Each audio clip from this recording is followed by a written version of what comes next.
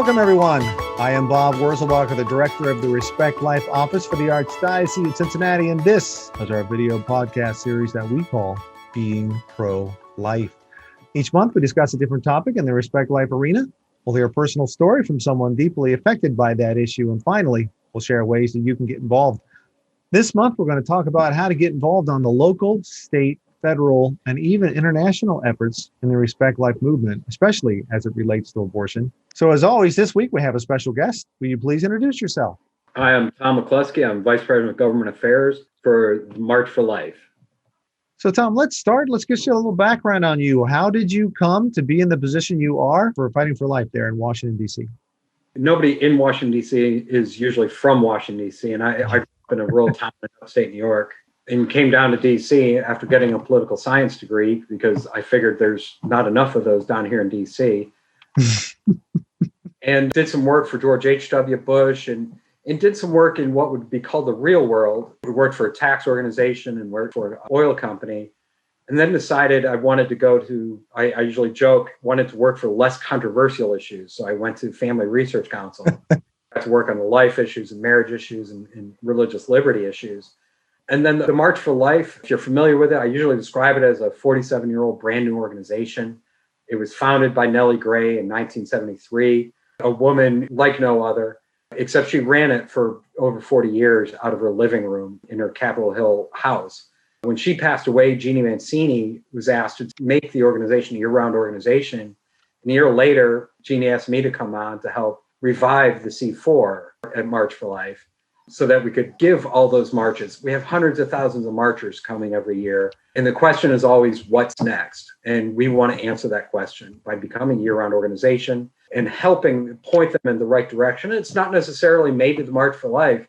One of the pleasures of the pro-life movement, we have so many great allies, the Family Research Council, Susan B. Anthony List, National Right to Life, Concerned Women for America, Live Action, Students for Life. I mean, there are just so many that we like to think that if you come to us and you have a pro-life concern, hopefully we can point you in the right direction. Unlike others in Washington, we don't like to say we have all the answers. We'll just point you to the people who do.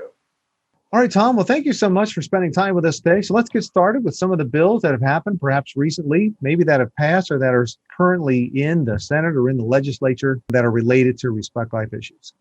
Certainly. I have to tell you about the last 6 or 7 months, I've been wondering which exact level of Dante's Hades I've been on. The House of Representatives has gone nonstop in passing legislation that affects the life issue. Right. Some of the big ones that none of the pro-life groups are talking about are, of course, the Equality Act, which, while its main purpose is to focus on gender identity and gender dysphoria, in fact, also goes after the life issues, making it practically illegal to be pro-life either on the state or federal level. You would have to explain yourself to the Department of Justice if you wanted to pass a Down syndrome bill or parental consent bill. In addition, the Equal Rights Amendment, something that originally began by pro-lifers back when the women's suffrage movement was. A lot of the women's suffragists were pro-life. Unfortunately, over time, especially in the 60s, the Equal Rights Amendment evolved into something that is more promoting abortion. This also passed the House with all Democratic votes and currently sits in the Senate, as does the Equality Act. And those are two pieces of legislation that we're focusing on and trying to make sure that there are a couple of Democrats who support us as well. In addition, there's campaign finance legislation that was passed by the House, which supposedly is to look at the current turmoil that we have with elections. But in fact, it does a lot to curtail the First Amendment, especially the First Amendment of those who disagree with those currently in charge. It would expose a lot of pro-life organization donors to public retribution, as well as limit the amount of contact that grassroots could have with their state legislators. That if a group like March for Life were to ask somebody in Ohio to contact their senator on the Equality Act, if S1, the Senate bill, were to pass, those grassroots activists would first have to register with the federal government before contacting their senator. And that is not how the democracy should work. That's interesting. You know what? Before you move on too much, can we back up just a little bit? So more specifically about the Equality Act then, for example. I know that's the biggest one in the news. It's sitting right now in the Senate. Maybe a little bit more detail for those that might be not so familiar with it. How is it that it's affecting abortion so much? Well, there's a provision within the Equality Act that was added, I believe, last Congress that focuses around a woman's right in pregnancy, something that we would all agree with. However, most courts have said that when that language has been used in other pieces of legislation, that would allow for abortion and that there should be no restrictions when it comes to abortion. And no restrictions would mean that federal funding would have to go towards it, that state laws that might, if the Department of Justice were to think that state laws inhibited a woman's right to abortion, then they would be able to step in and overrule or perhaps prosecute any state that would pass such laws. Right. It's not something that's very well known because most people do focus on the gender expression part and the gender dysphoria part. However, it is something that pro-life groups like us and SBA List and National Rights of Life have tried to highlight, especially with U.S. senators who might not have any problem with some of that other stuff, but when it comes to the life issue, they are definitely pro-life. Right. What about conscience protections? Does that hurt conscience protections as well? The Equality Act? It would hurt conscience protections. If you're a healthcare professional who believes that life begins at conception, something that science also agrees with, and you don't want to participate in an abortion, you could be forced to participate in an abortion. We saw a lot of this over the years. In the last administration, Trump administration, HHS sought to protect a lot of those people. There was a nurse up in New Hampshire that was forced to participate in an abortion. And there's also churches, both evangelical and Catholic churches out in California, that the California state government was trying to force to pay for abortions through their healthcare plans. All of that would be allowed under a Biden administration.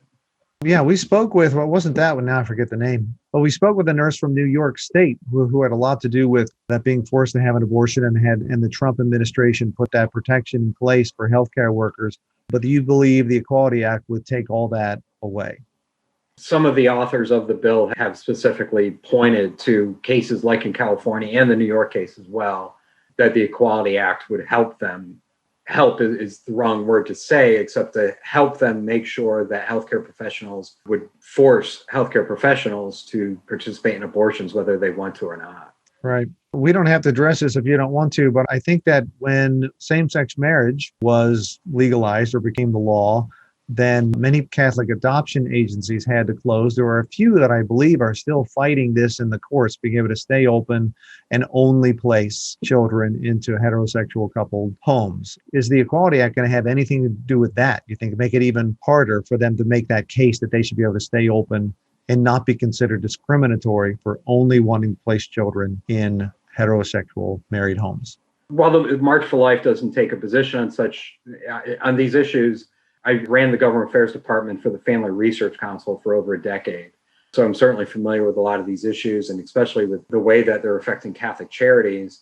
The Equality Act, when it comes to those issues, is actually much stronger. There would probably be very little litigation because the legislation is very clear that you would not get any government funds or any government assistance unless you follow the government's rules and placed children in homes that your faith might disagree with.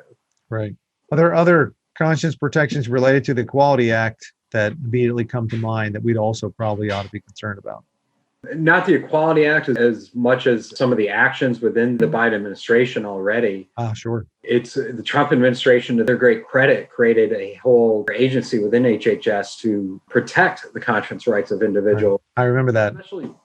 Especially during the COVID time, they really stepped up. And when it comes to people with disabilities and healthcare professionals, it sought to protect the conscience rights. That agency has now gone silent, and I wouldn't be surprised if the Biden administration were to scrap it. And also enforcement of laws that are on the books. The California cases I talked about with the Catholic churches and the Christian churches is something, the Weldon Amendment, which has been part of U.S. law for the last about 30, 40 years, except the Obama administration ignored the Weldon Amendment, and the Trump administration actually enforced. We expect that the Biden administration will go back to ignoring it, allow the Catholic churches to be persecuted out in California and the Christian churches as well.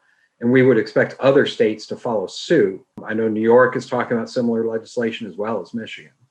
I'm not familiar with the Weldon Amendment. I'm sorry about that. Can you explain that a little bit more? Within federal legislation, appropriations, which is annual legislation, which allows where your taxpayer money is going to be spent. There are pro-life provisions within them that have to be renewed annually every year. And one of them is the Weldon Amendment, which seeks to protect the conscience of healthcare professionals. Unfortunately, though, with the Weldon Amendment, a great piece of legislation, however, it leaves it up to HHS and DOJ to decide if the Weldon Amendment, if your conscience has been violated. And it leaves no civic path for somebody whose conscience has been violated to follow. But more familiar provisions or riders, they're also called pro-life riders, would be the Helms Amendment, which prohibits federal funding of abortions, as well as the Hyde Amendment, which prevents federal funding of abortions domestically through the Medicare program. And the Biden administration is trying to take both of those away? They would like to see both of them go away. The bigger fear is that they are passing legislation to make them obsolete. The Hyde Amendment is very specific for taxpayer funds going through the Medicare program, that they not be used for abortions.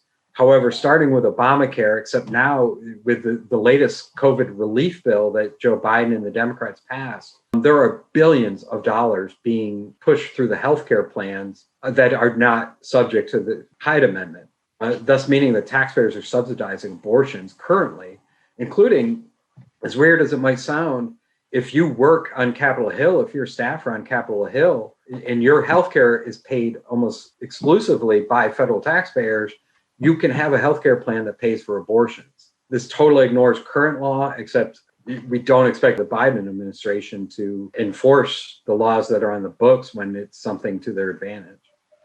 Now, you brought up the new division of the HHS that the Trump administration put forth in order to protect religious freedoms. You said, I was going to ask you about that. You said that it's silent right now and you wouldn't be surprised if it was scrapped by the Biden administration. So it's still there. Is it run by the same people? Did he have? I have no idea. Is it part of what Biden? They would put somebody else in charge of it, or no? It's what's called political positions, and political positions switch with every new president. Right. The person who headed up the Civil Rights Division under HHS under President Trump was a guy named Roger Severino, and he was just fantastic on the issue. He's currently with the Ethics and Public Policy Center, and his main task is to oversee just exactly what the Biden HHS plans on doing. The Biden administration has not appointed anybody else to take over that position. But one thing here at the March that we've concentrated a lot on is personnel. Personnel is policy, is our philosophy. And look at some of the people he's put at HHS. Javier Becerra, the new secretary of HHS, he had no healthcare experience prior to becoming the Secretary of Health for the entire nation. He was the Attorney General for the state of California. And those cases I mentioned before, the California cases, and also cases involving pregnancy care centers where they were being forced to promote abortions, he was the main pusher of those cases going through the court system. He was the Attorney General for California. He's such an abortion zealot. He also filed cases in other states like Alabama were trying to push pro-life legislation. Underneath him, there's a person called Rachel Levine, who is Pennsylvania Secretary of Health. Rachel Levine, we talked earlier about gender dysphoria. This person is someone who suffers from gender dysphoria. But Dr. Levine is also somebody who, in the state of Pennsylvania, worked diligently to fight against pro-life laws and was key in getting a bill that were to protect Down syndrome children vetoed by that governor. Andrea Palm, who hasn't had a vote yet, someone else who has no healthcare experience, however, she was Secretary of Health for the state of Michigan, is also someone who doesn't believe in conscience. She's been overruled numerous times by the state Supreme Court. And in addition, she was very much an advocate for abortion, even bringing Planned Parenthood staff onto her staff when she was back in her home state. And we expect her to do the same if she gets confirmed for HHS. So I know how positioning works. Back to the Equality Act, that passed the House quite some time ago. And now it's sitting in the Senate. It's wire to wire, Democrats and Republicans there in the Senate. You figure it's not going to go to a vote, right, until the majority leader thinks it's going to go his way, I would imagine. And this has to do with one or two Democrats. What's that story? Right. I'm going to try to explain Senate rules, and anybody who tells you they're an expert on Senate rules is lying to you. Senate rules is kind of like Calvin Ball, if you remember from the Calvin and Hobbes cartoon. Yes, actually, I do. Seems like right when you think you understand it, the rules change. But currently, to get most pieces of legislation through, you need 60 votes. unless you go through a budget process called reconciliation. Something like the Equality Act cannot go pass through reconciliation. So it needs 60 votes. Okay. However, if the Democratic majority in the Senate decided to change the rules of the Senate, rules that have existed since it began, it actually used to take unanimous consent to get legislation to the floor. And that's changed over time. And in the last century, it evolved into you need 60 votes. However, if the Democratic majority and the Democratic majority leader, Chuck Schumer, decide that we want to change the rules so that we only need a simple majority to pass legislation, then that is the big fear for a number of Republicans right now, and for a number of pro-lifers, because it's very rare that we have a majority. We might have a Republican majority in the Senate sometimes. It's very rare there are a pro-life majority in the Senate. So right now, there's a lot of ayes and a lot of Republicans that are cozying up to Democrats, such as Joe Manchin, who though he hasn't voted pro-life, certainly describes himself as pro-life, and Kristen Sinema from Arizona. Joe Manchin's from West Virginia. They have a lot of people now talking to them from across the aisle, trying to make sure that they stay firm on the Senate rules. Right. Well, are the odds of that fairly good that they might try that, given how the rules on how to confirm a justice, were changed a few years ago to the simple majority? Both parties, though, have looked at what is called the legislative filibuster. You were talking about the judicial filibuster, right. The legislative filibuster. It's different, even though again, we're getting into arcane Senate rules. However, in my opinion, and I always say, if you're pro-life, you're automatically an optimist because you believe in life and you believe in the potential of every human life and the dignity of every human life. So I'm optimistic that we will be able to keep what is called the legislative filibuster. Doesn't mean we're not going to have to work hard to keep it, but I'm optimistic that we'll be able to keep it. Right. So the Born Alive Protection Act, that keeps coming up every 2 years, of course, as well. Of course, we know that would never pass in the current makeup of the legislature, the House or the Senate. But where is that right now? Is it come up anyway for vote, or are we going to wait? There are certain pieces of legislation you just have to keep on toiling at and keep on working at. And we saw that during the 1990s with the partial birth abortion ban, which then became law under President George W. Bush.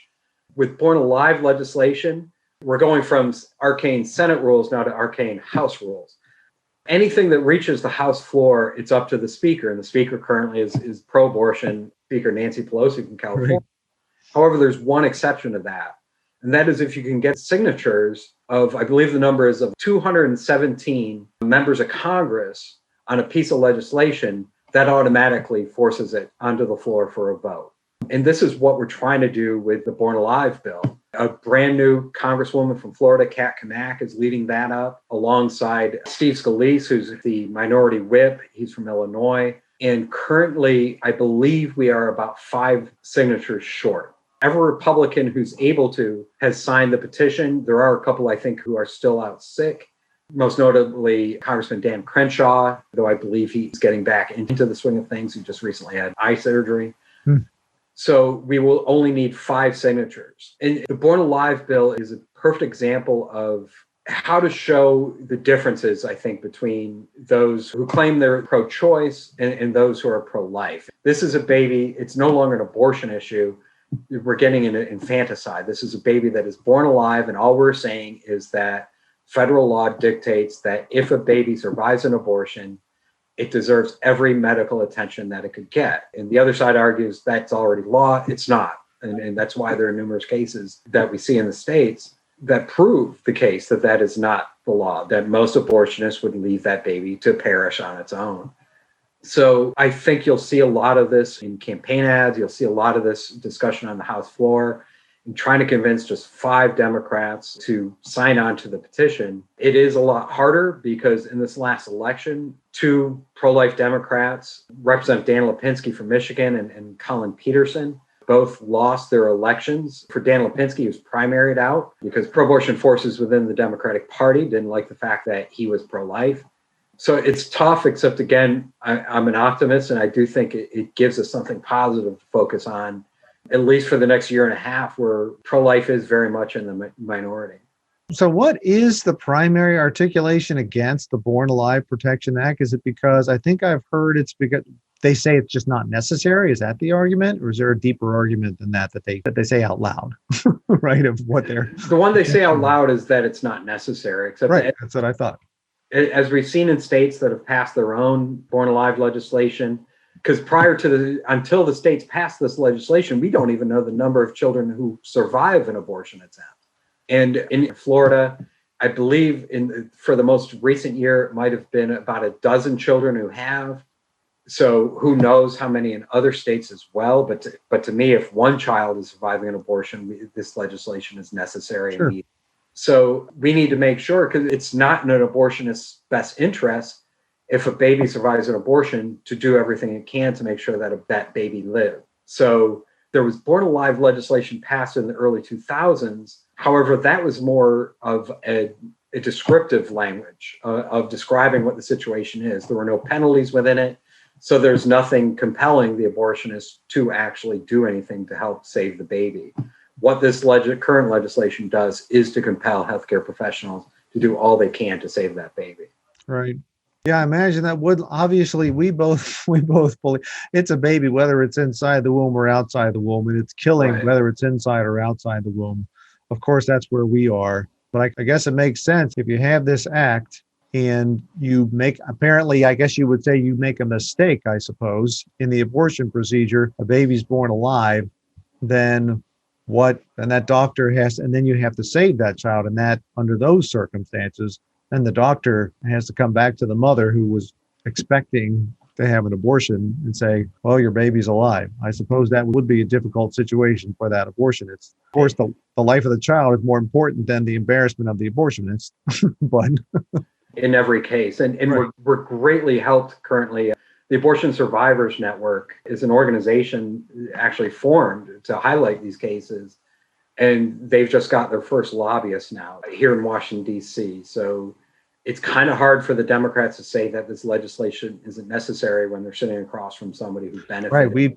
I've heard talks from people, there are some people out there who have survived abortions and they are grown up and now they tell their story of like a nurse saved them or, stories like that. They're pretty compelling stories. What else do we need to talk about? I talked earlier about how to get bills passed without 60 votes, and that's something called a budget reconciliation. Right. We've seen already it used once with COVID relief. The actual COVID relief, only 9% of the legislation that passed in January or early February, only about 9% of that legislation actually went to actual COVID relief. However, it freed up billions of dollars for both national and international abortions and abortion organizations. Now there's an infrastructure bill that the Democrats are indicating they want to pass through the same way, meaning they only need 50 votes. And that would be 50 Democrats, and then Kamala Harris would be the 50th vote, the vice president. And the infrastructure bill is already, it's not even drafted yet, except the Biden administration has made clear they want at least $200 billion to be dedicated to expanding Obamacare state programs. A lot of these programs, which taxpayer funds help subsidize healthcare plans that pay for abortions.